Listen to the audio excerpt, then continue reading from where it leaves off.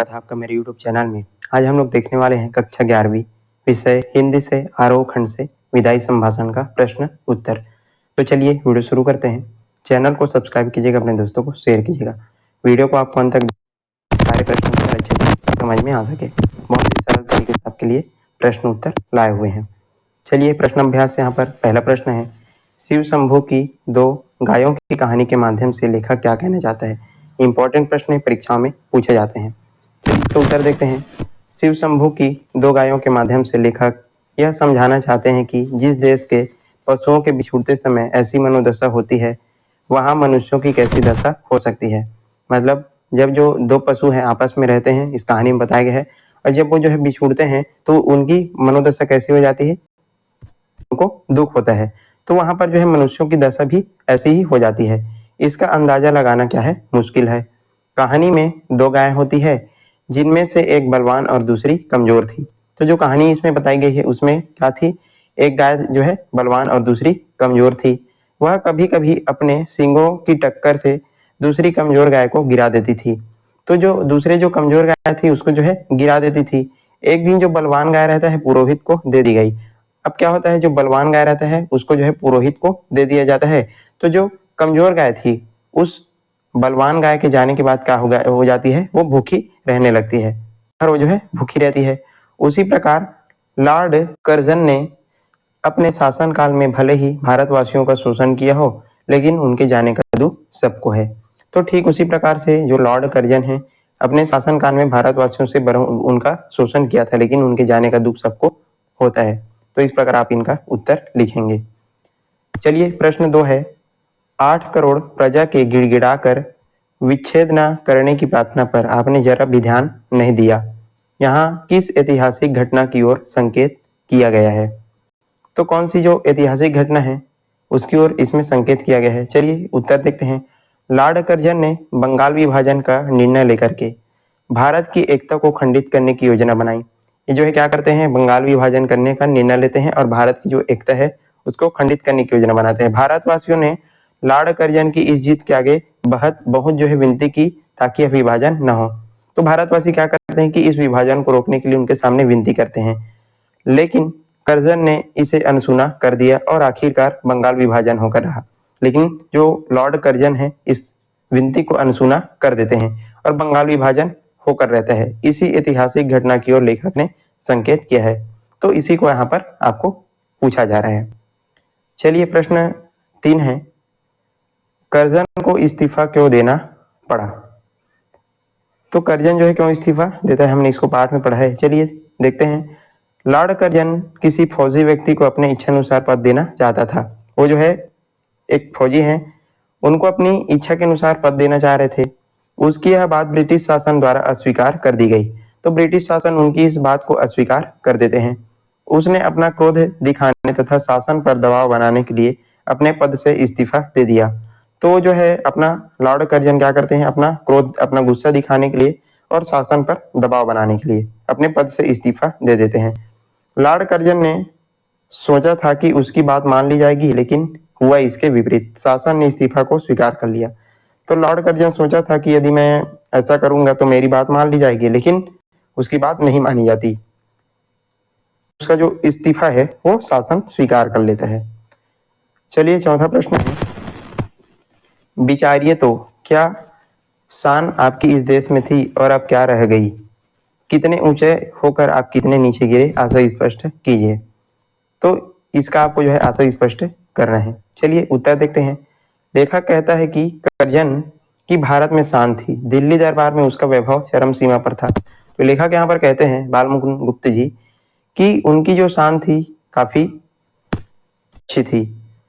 पति पत्नी की कुर्सी सोने की थी, उसका हाथी सबसे ऊंचा व सबसे आगे रहता था। तो उनका जो हाथी था सबसे आगे और सबसे ऊंचा रहता था। सम्राट के भाई का स्थान भी इतना नीचा था। उनका जो सम्राट था, सम्राट के भाई का स्थान भी इनसे क्या था, नीचा था, मतलब कर्जन के सामने। इसके इशारे पर प्रशासन, राजा, धनी नाचते थे। तो जो कर्जन थे उनके इशारे पर जितने भी वहां के जो राजा, प्रशासक, धनी सब जो है इनके इशारे पर चलते थे। इसके संकेत पर बड़े बड़े राजाओं को मिट्टी मिला दिया जाता था तथा अनेक निकम्मों को बड़े पद मिले। तो बड़े बड़े जो राजा महाराजा थे इनके सामने जो है झुक करके रहते थे। और जितने भी बड़े बड़े जो लोग थे उनको जो है यहाँ पर पद भी दिया गया था।